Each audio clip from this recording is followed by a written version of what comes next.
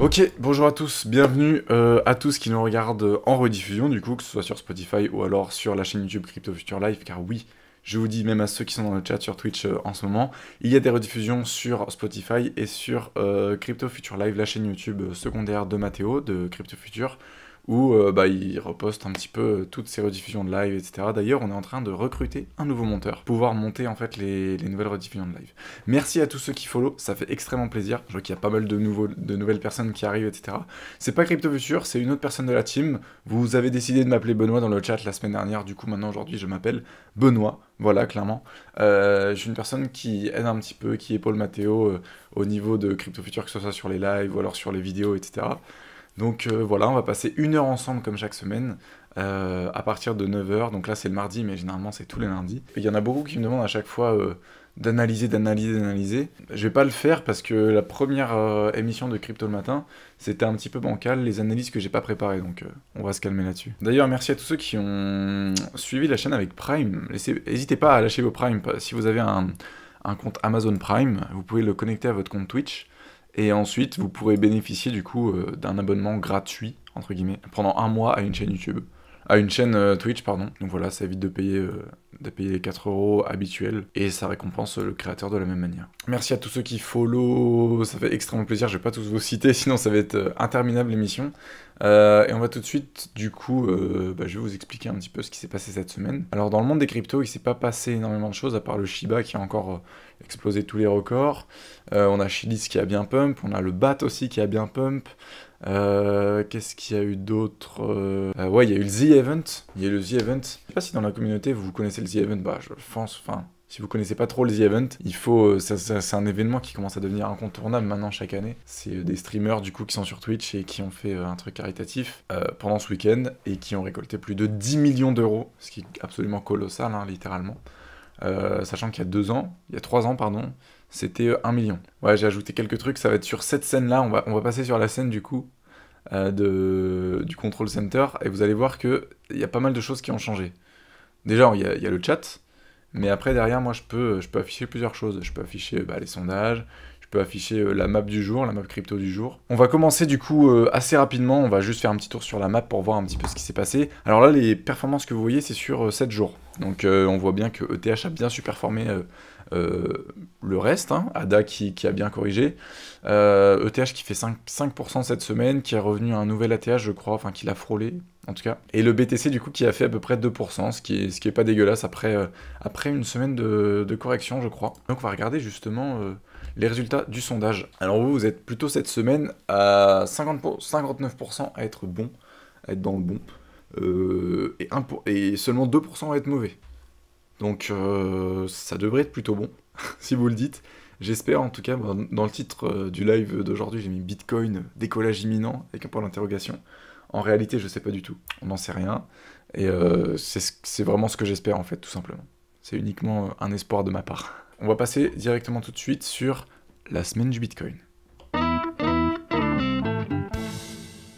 Bon, du coup, le Bitcoin, qu'est-ce qu'il nous a fait cette semaine? Bah, il a failli nous faire une clôture, la plus haute clôture qu'il ait jamais faite, hein. Franchement, j'étais là quelques heures avant la clôture, il était un petit peu au-dessus, il redescendait, un petit peu au-dessus, il redescendait. Il a failli nous faire la plus haute clôture weekly qu'il n'ait jamais fait de tous les temps. D'ailleurs, là, ça fait plusieurs fois, ça fait 3 semaines qu'il clôture au-dessus de la plus haute clôture qu'il avait fait en mai. Ce qui est très très très positif, je trouve. Je voulais parler aussi des volumes, vous les voyez en bas là, les volumes, ici.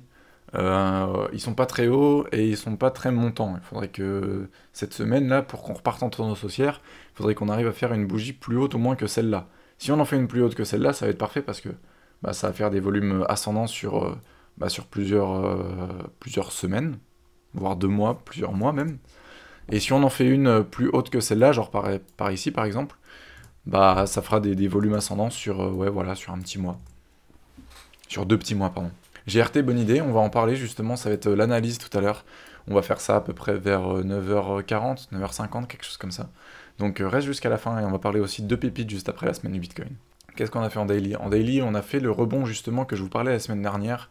Je vous ai dit ça serait pas mal qu'on aille toucher le ruban justement. On était à peu près là, voilà, le 25 octobre. On était ici. Et je vous ai dit, ça serait pas mal qu'on puisse redescendre sur le ruban, pourquoi pas sur la zone des volumes profile, parce que là, oui, c'est les volumes profile. Et ensuite, pourquoi pas rebondir hop, encore une fois sur le ruban, finalement on a encore rebondi sur le ruban. Et là ça serait cool qu'on puisse redémarrer. Puis ça nous ferait un espèce de petit W, des plus bas de plus en plus haut, et puis voilà, pour relancer une tendance haussière, c'est parfait. Très content de vous proposer des analyses qui fonctionnent, parce que les dernières fois c'était des analyses un peu bancales, etc. Et là pour une fois on peut valider justement le scénario que je vous avais dit la dernière fois. On rebondit sur la zone des volumes profile et du ruban justement, et ensuite on repart un petit peu, enfin au moins on rebondit, et derrière on peut aller pourquoi pas viser les 70 000 comme Mathéo vous le disait je crois dans une des dernières vidéos. Le ruban du coup, ça pourrait devenir une zone potentielle future de rebond j'ai envie de dire. Pour ceux qui sont un peu débutants, sachez que les zones rondes comme ça, par exemple les 40 000, voilà les 40 000, quand on approche en fait d'une certaine zone ronde au niveau des prix, d'autant plus que les 100 000 c'est un peu un cap, hein, c'est comme les 10 000 ou les 20 000 sur le Bitcoin, c'est possible que soit on s'arrête avant, donc c'est-à-dire à 99 970 ou 40, enfin bref, aux 99 000, quelque chose comme ça, qu'on s'arrête à ce niveau-là pour ensuite faire une correction, piéger tout le monde en mode ouais, c'est bon, le Bitcoin n'atteindra jamais 100 000, alors que tout le monde veut qu'il atteigne 100 000, on est d'accord. Donc on pourrait faire une espèce de bull trap, donc genre une espèce de... Bon, j'espère qu'il va pas trop bugger mon PC, mais genre, ça va pas monter aussi droit que ça, hein, mais voilà, vous avez compris. On s'arrête, bon, imaginez que là, c'est pas marqué 101 000, mais que c'est marqué 99 000 à côté, à droite là, au niveau du prix référence. Ensuite, on fait une petite correction avant les 100 000, et puis derrière, on peut remonter. Donc ça nous ferait probablement une correction. On pourrait revenir par exemple aux 80 000, ça nous ferait une correction de 20%, et au niveau du graphe, ça serait pas déconnant. D'autant plus que le ruban pourrait être support à ce moment-là. Je m'avance, hein, clairement, on n'est pas du tout aux 100 000, on a à peine dépassé la TH il y a quelques semaines, le 20 octobre pour être précis, et là on est en train de stabiliser un petit peu. Clairement on n'en est pas du tout là, hein, je m'avance énormément quand je dis des choses comme ça. Mais voilà, ça pourrait être un scénario parmi tant d'autres. Et en monthly du coup, en un mois, donc là une bougie égale un mois, c'est la plus haute clôture monthly de tous les temps, ever, sur le Bitcoin, ce qui est clairement très très très très bon. Et je crois que la clôture trimestrielle, c'est fin décembre, et donc fin décembre, j'espère qu'on sera par là, quelque chose comme ça. Voilà, aux alentours des 100 000. Moi, je pense que les 100 000 arriveront sur le Bitcoin à peu près vers décembre. Voilà. Plan B avait aussi cette target-là. En novembre, 98 000 et en décembre 135 000. Moi, je suis plutôt sur une base de 100 000. Ça dépendra aussi de l'euphorie. Et on va du coup tout de suite passer sur les pépites de la commu. Alors pourquoi les pépites de la commu ? Tout simplement parce que la semaine dernière, je ne sais pas si vous vous en rappelez, je vous ai demandé à un certain moment de l'émission de me passer vos pépites, les crypto-pépites que vous kiffez, etc. Et du coup, j'en prends 2 par semaine et je vous les présente du coup dans cette rubrique qui sont les pépites de la commu. On va passer du coup sur le Control Center, c'est un peu là où je vous affiche un petit peu les informations qui sont importantes, les chroniques on va dire, c'est là où je les affiche. On va passer du coup sur les 2 pépites, c'est le BAT et le Luna. Alors, le BAT je l'ai pris parce que cette semaine il a fait une belle performance et donc je me suis dit que c'était pas mal de le passer. Dans cette rubrique du coup on ne fait pas d'analyse, on fait simplement des reviews au niveau fondamental, surtout je vais vous parler du projet fondamentalement parlant, du BAT et du Luna. Je me renseigne sur les tokens à peu près 1 à 2 jours à l'avance. J'essaie de regarder des vidéos YouTube, etc. parce que je suis absolument pas un pro. Et j'essaye derrière de vulgariser parce que ici on est des investisseurs, on est des traders pour certains. Et donc on aime bien savoir un petit peu dans quel projet on investit, dans quel domaine en tout cas. Comment ça fonctionne et pourquoi c'est probablement un projet novateur, etc. Je dis pas qu'on s'en fiche de savoir qu'est-ce qu'il y a derrière, mais pour une petite émission comme ça, etc., sur une rubrique de moins de 10 minutes, je pense que c'est pas très intéressant de parler de comment fonctionne la blockchain derrière réellement, disséquer le code, etc. Bref, vous m'avez compris. Du coup, commençons tout de suite sur le BAT. Alors, je vais vous afficher comme ça, à chaque fois comme ça, sur la rediffusion, et les personnes qui arriveront en cours du live vont pouvoir savoir de quelle crypto-monnaie on parle. Donc là on parle bien du BAT, le Basic Attention Token, il est top 82 sur CoinMarketCap, et je pense que pour la plupart vous le connaissez et vous l'utilisez, et pour ceux qui ne l'utilisent pas, sachez que vous êtes sûrement sur Chrome ou sur Mozilla ou quelque chose comme ça, parce que c'est tout simplement le token du navigateur Brave. Alors Brave, qu'est-ce que c'est ? C'est un navigateur qui permet de ne pas avoir de pub, et de protéger vos données en fait, tout simplement. Donc par exemple sur YouTube, ça permet de bloquer toutes les pubs, etc. Donc vous avez AdBlock entre guillemets intégré. Vous avez du coup aussi un truc qui permet de protéger vos données, c'est-à-dire que bah, ça, je sais pas exactement comment ça marche derrière, mais en gros sur les sites où il y a les cookies, etc., ça va bloquer certains cookies, je crois, automatiquement. Et il y a certaines données qui ne vont pas être envoyées à certains sites sans vous demander l'autorisation avant. Je crois que c'est ça, hein. Dites-moi si je me trompe. Alors, si vous utilisez Brave, vous allez être récompensé en BAT. Ça va être au niveau du nombre de publicités que vous allez regarder. Et donc, vous pouvez choisir de soit ne pas avoir de publicité, soit 1, 2, 3, 4, 5 ou 10 publicités par heure. Et ça s'affiche sous forme de petites bannières en bas à droite que vous pouvez avoir. Voilà, c'est aussi sur la page d'accueil. Alors, je sais pas si je peux vous le montrer là, mais sur la page d'accueil de Brave, vous avez aussi des trucs sponsorisés. Et là, par exemple, c'est sur la blockchain Tezos, en fait. C'est Tezos qui a acheté des emplacements publicitaires à Brave, et c'est Brave, en fait, qui va les mettre en avant. Donc voilà. Et ici, sur le côté, bon là, vous voyez pas, mais là, en dessous de ma souris, vous avez le nombre de bats que vous avez, etc.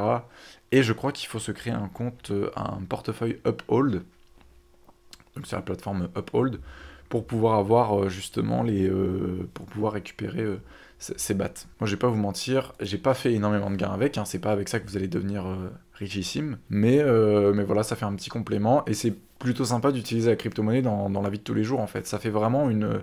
Moi, c'est comme ça que je suis entré dans la crypto-monnaie, c'est-à-dire que dès le premier jour où j'ai découvert les crypto-monnaies, je me suis dit, bah tiens, let's go, je vais télécharger Brave, pardon. Comme ça, bah, je vais pouvoir protéger mes données, je vais pouvoir utiliser la crypto-monnaie, et ça fait déjà une application de la blockchain dans la vie de tous les jours.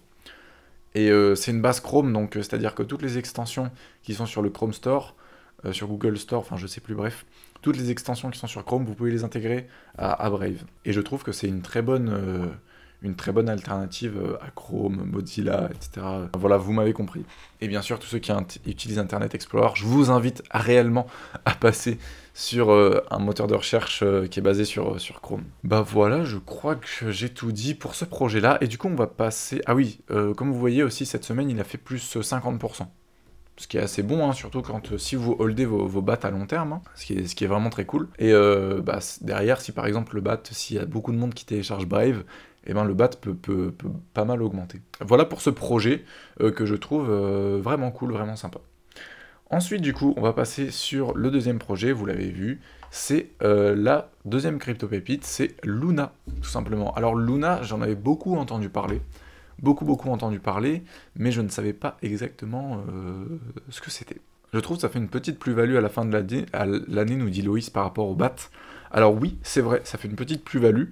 Moi, je vous avoue, je vais être très transparent avec vous, ça fait 11 mois tout pile que je l'utilise, et j'ai fait un peu de la merde, hein, je vous avoue, parce que sur Uphold, on peut échanger des crypto-monnaies et tout, mais je pense que si j'avais hold mes BAT, je pense que je serais aujourd'hui peut-être à 45 euros sur un an. Bon voilà, ça fait une petite plus-value. Mais derrière, dites-vous que c'est de l'argent qui a été généré par votre moteur de recherche. Ça a été généré par vous en fait. Donc c'est pas en mode vous avez pris aucun risque. Finissons-en, je sais plus parler. Finissons-en. Putain, je sais vraiment pas parler, c'est une dinguerie. Finissons-en avec le BAT, passons sur le Luna du coup, j'ai bégayé les gars, désolé. Ah oui, j'ai vu, alors Luna, c'est une crypto qui est presque dans le top 10, hein, qui a pas mal augmenté ces derniers jours. Ouais, merci de vous foutre de ma gueule les gars, ça fait plaisir. Ouais, du coup, je disais, pour le Luna du coup, j'ai vu une vidéo sur la chaîne Voyageur Crypto, je sais plus, enfin c'est une chaîne YouTube qui s'appelle Voyageur, tout court. Et du coup, bah, j'ai regardé sa vidéo pour m'inspirer un petit peu, voilà, c'est pour vous faire la source de ce dont je vais vous parler là, maintenant.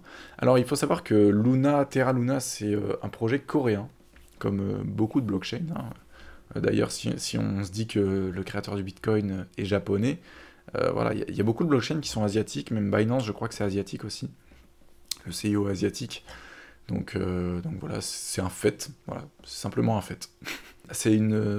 Alors, il propose c'est une solution d'investissement décentralisé. C'est vraiment tout un écosystème en fait, si vous voulez. Bien que ce soit dans l'écosystème des cryptos, c'est aussi Luna, c'est tout un écosystème. Ils ont un stablecoin qui s'appelle l'UST. Pour l'instant, ils sont que sur le dollar.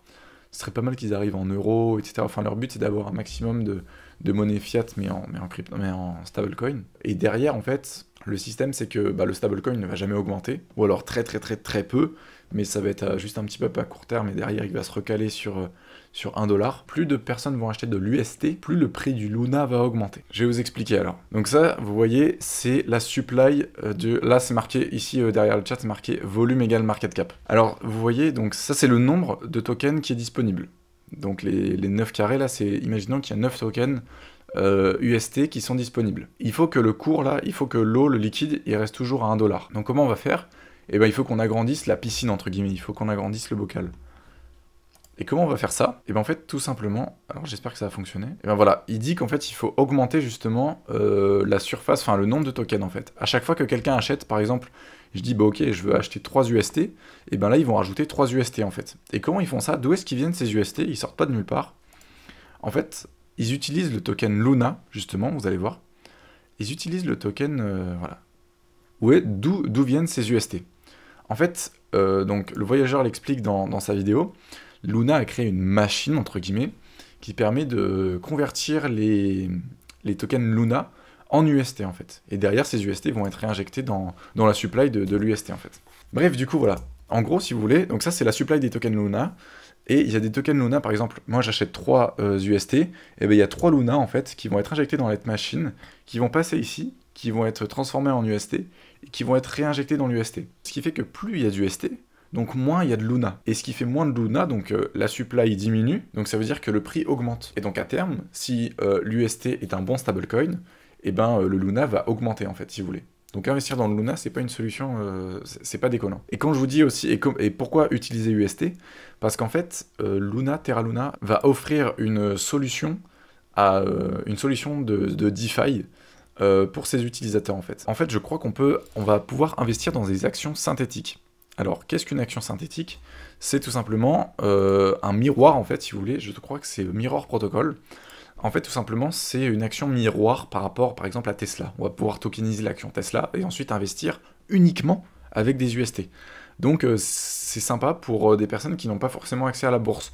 Je pense par exemple aux pays sous-développés, etc., où ils n'ont pas forcément accès à la bourse traditionnelle, du coup. Et ben, ils vont pouvoir mettre justement acheter des UST et ensuite investir, du coup, dans ces actions synthétiques. Bon bref, voilà, c'était un petit peu les 2 crypto-pépites que je voulais vous montrer cette semaine. Dites-moi si ça vous intéresse du coup que je fasse une émission la semaine prochaine où on s'en fout un peu des news, du prix, enfin du chiffre, etc. Et on fait vraiment une review d'un maximum, genre une vingtaine d'altcoins que Mathéo vous aurait présenté et tout, pour vous montrer un petit peu les performances qu'il vous aurait fait, pour préparer à la prochaine hausse au niveau du bull run et le prochain top altcoin. Du coup, on va passer sur la prochaine étape et je suis déjà en retard, ce qui est absolument une catastrophe, hein. C'est horrible. On va passer du coup sur les news. Donc les news, qu'est-ce qu'on a? Les news, c'est tout simplement 3 petites news que je vous propose toutes les semaines du coup. Voilà, on fait le tour de l'actualité très rapidement, hein, ces 3 news que je trouve assez intéressantes. Va-t-on avoir de nouveaux vrais bear market? Ah, tu veux dire la fin du bull run? Parce que pour moi, le bull run n'a jamais vraiment cessé, hein, on va dire. Enfin, en vrai, si on peut dire qu'il a un peu cessé cet été, parce que bon, il y avait une grosse pause, hein, avec après un gros crash et tout. Mais moi, j'y crois. Et puis il y en a beaucoup qui disent qu'il va y avoir seulement un super cycle, c'est-à-dire qu'il va y avoir des grosses corrections, sans forcément des bear market, etc. Moi, j'y crois pas trop. Je vais vous le dire clairement, j'y crois pas trop. Pour moi, ça va être bull run, bear market, bull run, bear market. Peut-être qu'un jour, ça va casser, s'il y a une crise, etc. Mais voilà. Pour moi, c'est seulement la crise, s'il y a vraiment une grosse crise, je parle pas du crash Covid qu'il y a eu en mars 2020, genre vraiment une grosse dépression type 2008, etc., qui touche tous les pays du monde et tout. Pour moi, c'est à ce moment-là on se rendra vraiment compte de comment Bitcoin réagit. Sinon, on peut pas vraiment se rendre compte. Je vois pas comment on peut retomber à 20K ou 30K sur BTC. Imagine les mecs qui ont acheté à 20K et qui se sont dit « Non, mais au pire, ça redescend à 10K, je perds que la moitié de ma fortune. » C'est redescendu à 3K, mec. 3K. Leur portefeuille, il a été divisé. Je crois qu'en tout, ça fait un 85%. De 20K jusqu'à 3K. Dites-moi dans le chat, là, j'ai pas fait le calcul dans ma tête, mais ça doit être un truc comme 80%. Enfin, c'est 85%, même c'est énorme. C'est-à-dire que tu mets 100 balles, tu mets 100 000 balles, le mec qui revend sa maison, il met 100 000 balles en haut, il redescend en bas, il a plus que 20 000 K. Enfin, 20K, pardon. C'est ridicule. Si on monte à 200K, par exemple, 30K, ça serait pas déconnant. Ça serait quoi? Divisé par 6? Ouais, on diviserait le prix par 6. Ce qui serait beaucoup moins que le bear market de 2017. On est quand même passé de 63K à 29K il y a pas longtemps. Et exactement. Exactement. Et pourtant, on était en bull run et tout le monde disait que ça allait augmenter, et finalement, bah, ça s'est pété la gueule. Hein. En fait, faut pas avoir cette mentalité-là. Faut pas se dire aujourd'hui, ouais, il a 70 000, c'est bon, ça a augmenté. Dites-vous que là, on est dans une situation haussière, clairement. Une bulle, clairement, c'est une bulle. Hein. C'est une bulle c'est une bulle spéculative. Tesla, ils sont arrivés en bourse à un prix exorbitant. Ils étaient clairement surévalués. Hein. Moi, je vois bien le TH en folie bientôt. Bah là, il est déjà un peu en folie. Là. Il a surperformé la semaine dernière. Bon bref, passons aux news du coup. On pourra en parler la semaine prochaine si vous voulez. La semaine prochaine, on pourra se faire un truc target, etc. Let's go. Je pense que je vais faire ça la semaine prochaine. Donc la semaine prochaine, soyez là. Lundi, 9h du matin, du coup. On va se faire une émission spéciale target et résultats des top 10 et des crypto pépites que je vous ai présenté les dernières semaines. Bon bref, ça, je pense que vous n'êtes pas passé à côté. Un mec qui a acheté 3400$ de Shiba en août 2020 et aujourd'hui il est à 5,5 milliards. Et dans l'article, en fait, ils disent c'est bien pour lui, hein, mais est-ce qu'il va réussir à retirer ses sous parce qu'il y a assez de liquidité pour justement absorber ces 5,5 milliards de dollars. Et dites-vous aussi ça, regardez, on va apporter un esprit critique là-dessus. Demain, n'allez pas mettre toute votre fortune sur le Shiba, s'il vous plaît. Clairement. C'est simplement un coup de bol, clairement, pour cette personne. Et c'est une sur des centaines de milliers. Je sais pas combien dans le chat ont investi dans le Shiba, mais je pense que la plupart n'étaient déjà pas là en août 2020, et d'autant plus n'auraient pas mis 3400$ dans le Shiba. À l'époque, le Shiba, il devait être extrêmement volatile. Ça se trouve, le mec, son portefeuille, ça se trouve, il est descendu à 500$ ou j'en sais rien au tout début, et il s'est dit, putain, je vais tout revendre, et au final, bah non. Au final, il a holdé, et puis aujourd'hui, c'est 5,5 milliards de dollars. Voilà. Alors il y a Thierry qui nous dit, ce qu'il faut comprendre, c'est que les amplitudes seront de moins en moins fortes, donc le concept de bull run et bear market va s'estomper petit à petit. C'est sûr, mais pas tout de suite, hein, à mon avis. Hein. Ça, on peut encore l'espérer dans 2 bull runs, je pense. Ce sera pas pour celui de 2025-2026, ça sera pour celui de 2032.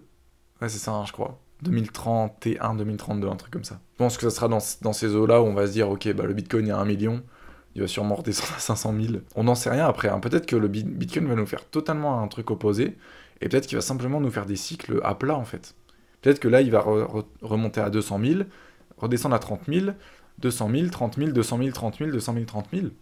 Peut-être qu'il va nous faire des cycles comme ça. Peut-être qu'il va nous faire un cycle où il va faire seulement des corrections de 30% pendant plusieurs mois, et derrière il va remonter, mais pas énormément, pas autant qu'on espérait, on n'en sait rien. Bref, du coup, la prochaine news, c'est tout simplement Tesla qui envisage d'accepter à nouveau le Bitcoin. Pourquoi je vous montre ça? Parce qu'en février dernier, ils avaient accepté le Bitcoin, finalement ils l'ont enlevé parce que il y avait Joe Biden qui venait d'arriver au niveau du gouvernement américain, et qui a dit comme quoi il voulait donner des aides pour toutes les entreprises qui étaient les plus écologiques, je crois.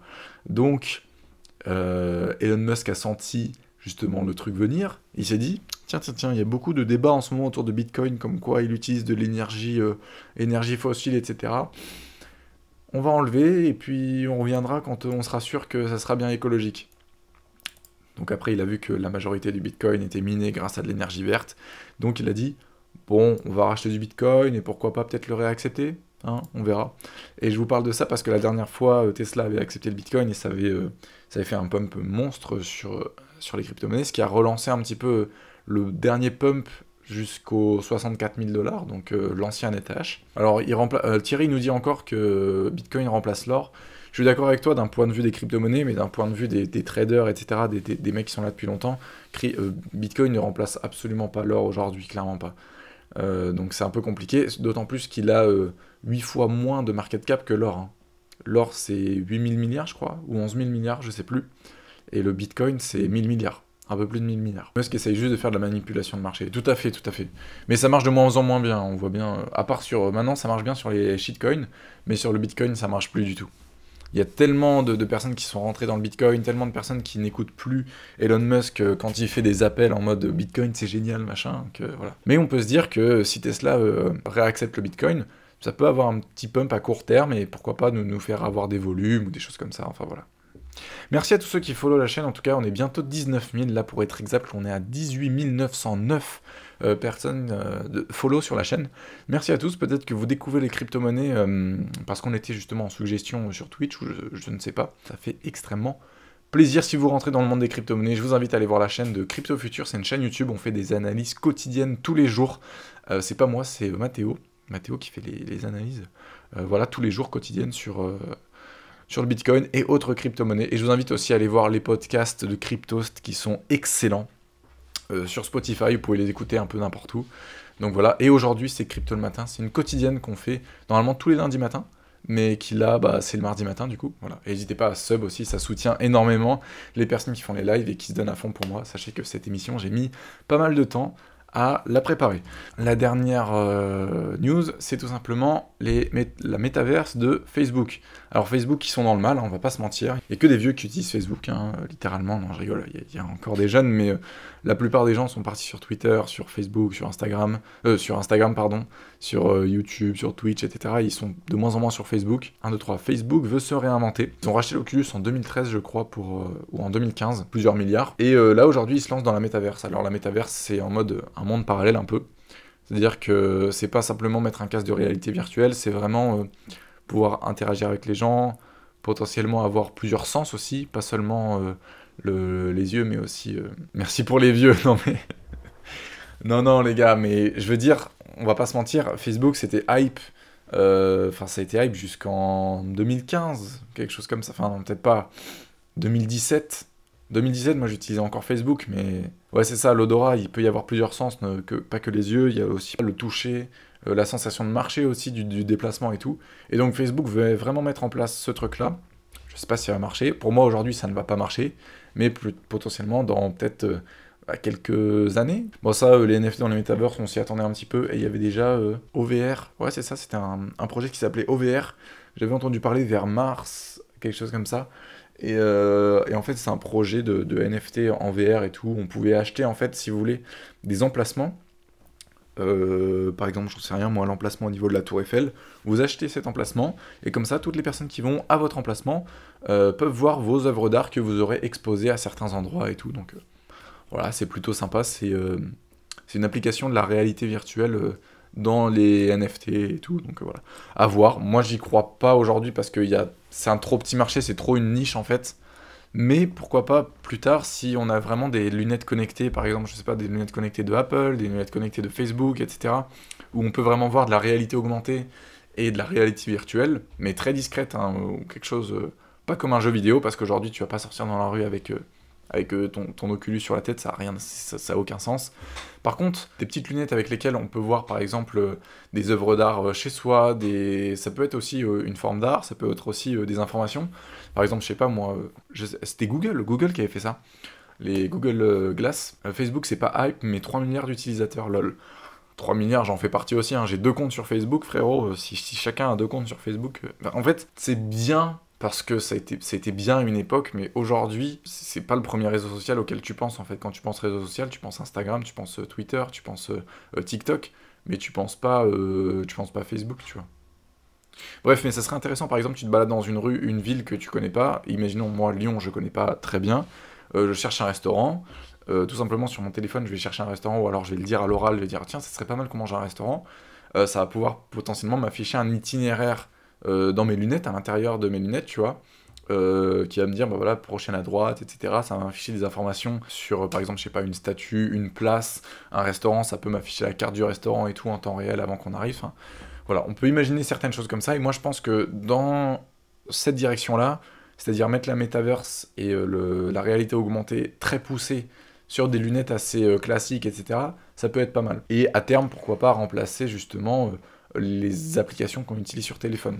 Alors là, c'est vraiment l'utopie, etc., mais c'est potentiellement faisable. On parle de Facebook, justement, je suis en train de regarder le nombre de les réseaux sociaux que Cryptost utilise.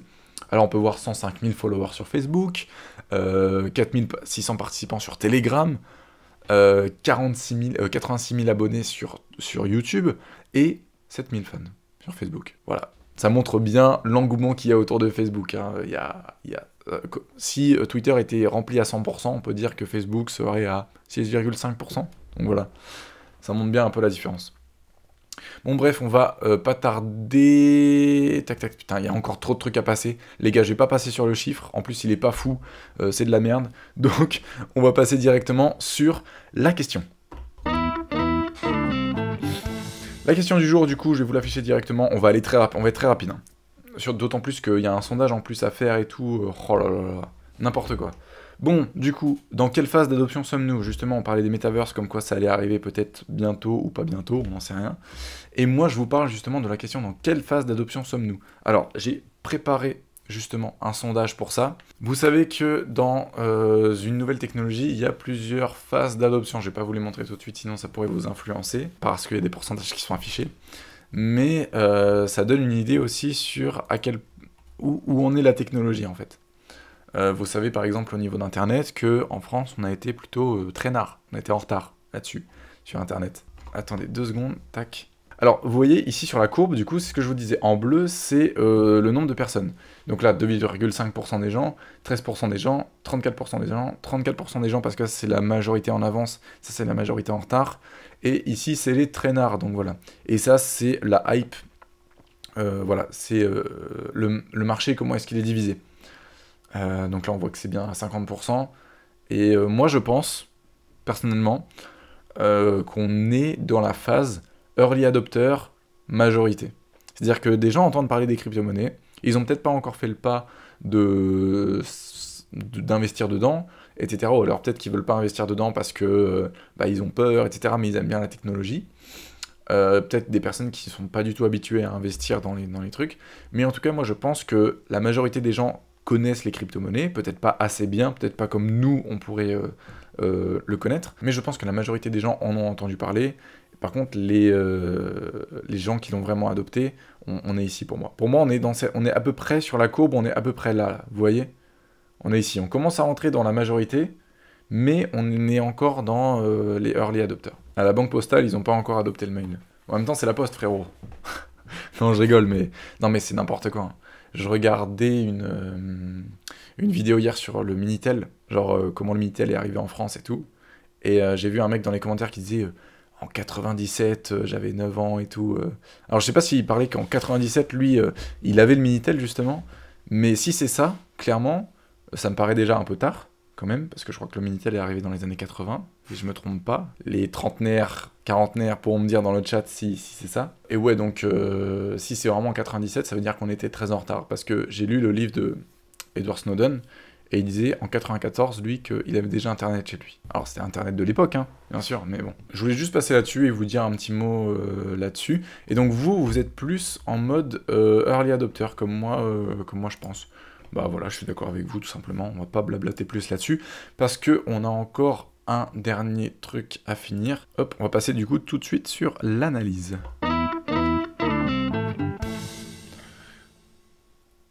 Donc du coup, comme je vous le disais, c'est l'analyse du GRT. On va passer sur la source navigateur. Tac, let's go. Il est à 1$. Ça faisait longtemps qu'il était pas 1$. Hein. Moi, je me rappelle, j'avais investi à 80 centimes quand il était genre par là, et puis j'avais revendu ici, quoi, quelque chose comme ça. Donc le GRT, qu'est-ce qu'on a à dire? Il est top 42 au niveau de CoinMarketCap. Son ATH, il faudrait qu'il fasse 200%, donc ce qui est pas mal. Hein. Bon, après, il a fait son ATH en février. Quand il a crash, on était en mai, on était à peu près à 1,77. Et ça m'étonnerait pas qu'on revienne à ce niveau-là, je vais vous expliquer pourquoi. Du coup, en daily, on va reculer petit à petit. Hein. Alors, il avait un triangle de compression qui nous a cassé à la hausse. Quelque chose de très positif, c'est qu'il y a des volumes. Il y a eu énormément de volumes, c'est-à-dire qu'il y avait des volumes ascendants depuis assez longtemps, hein, ma foi, qu'il ne nous avait pas fait des volumes ascendants. Et donc, il a cassé son triangle, ce qui est vraiment synonyme de grosse cassure à cet endroit-là. Il nous a fait un rebond ensuite sur le triangle et sur le ruban de moyenne mobile. Donc ce qui est vraiment très bon, hein, je trouve. Là-dessus, quand on a double confirmation sur un rebond, c'est assez positif. Voilà, c'est ce que je voulais dire. Ensuite, en weekly, qu'est-ce qu'il nous fait pour voir un peu plus long terme? Alors, ce que vous voyez ici, là, c'est les volumes profile. J'ai pas... comment dire? J'ai pas TradingView en premium, du coup j'ai dû aller sur Atani, qui propose justement les volumes profile gratuitement.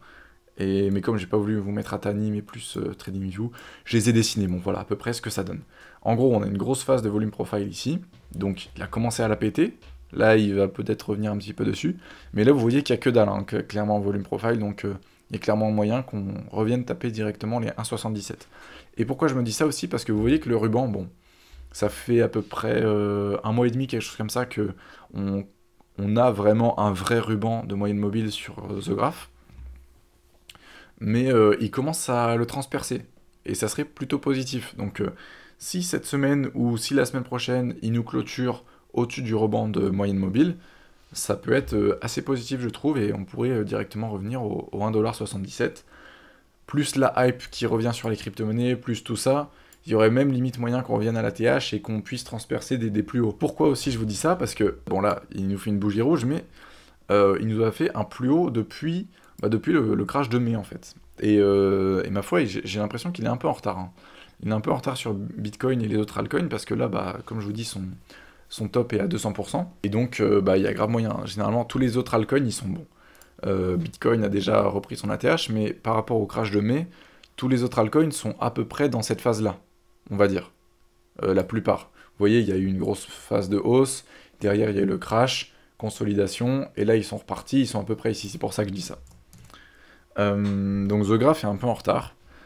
Et pourquoi je pense qu'il peut augmenter? C'est parce que c'est un très bon projet. En fait, si vous voulez, les applications décentralisées telles que Uniswap, Synthetix, etc., ils ont besoin d'aller chercher des informations assez rapidement dans la blockchain, dans les smart contracts, etc., pour proposer le meilleur à leurs utilisateurs. Et The Graph est là pour les aider, c'est-à-dire que c'est un peu le Google de la blockchain. Google, quand vous faites une recherche, il va vous afficher les résultats les plus pertinents par rapport à ce que vous cherchez, par rapport aux mots-clés que vous allez mettre, etc. Et The Graph, c'est pareil en fait, mais pour la blockchain. Et du coup, ça va être utile pour les applications décentralisées, comme je vous l'ai dit. Et il y a déjà Uniswap qui l'utilise, et Synthetix. Voilà un petit peu tout ce que je voulais vous dire durant cette émission. J'espère que vous aurez passé un bon moment avec moi. En tout cas, c'était un sacré plaisir. J'essaierai de m'organiser un petit peu mieux pour les prochaines fois, mais bon, c'est que la 6e émission, c'est que le début. Merci à tous ceux qui sont arrivés dans la communauté, hein. J'ai vu qu'il y avait pas mal de follow, justement. Merci à tous, et à la prochaine. Salut tout le monde.